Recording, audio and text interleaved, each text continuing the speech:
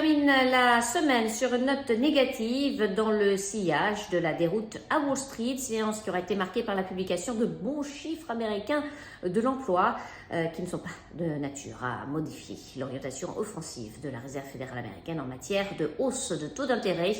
Parmi les valeurs qui se sont distinguées vendredi, on retrouve AXA, l'assureur, a dégagé pour le premier trimestre un chiffre d'affaires en progression de 1% à 31,3 milliards d'euros. Le groupe a confirmé ses perspectives pour l'exercice en cours.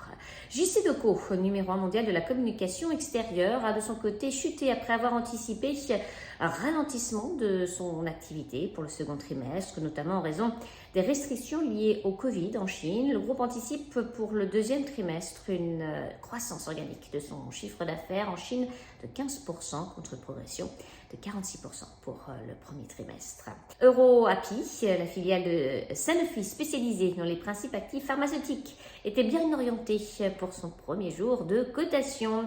Dans le reste de l'actualité, Veolia Environnement, le groupe de services aux collectivités et Suez ont signé un accord en vue de l'acquisition par Suez de l'ensemble des actifs déchets dangereux en France, dans le cadre des engagements pris par Veolia auprès de la Commission européenne en matière de concurrence. Les actifs représentent une valeur d'entreprise de 690 millions d'euros.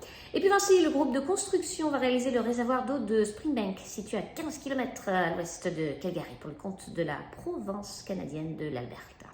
Les travaux, dont le montant s'élève à 379 millions de dollars canadiens, devraient durer 3 ans.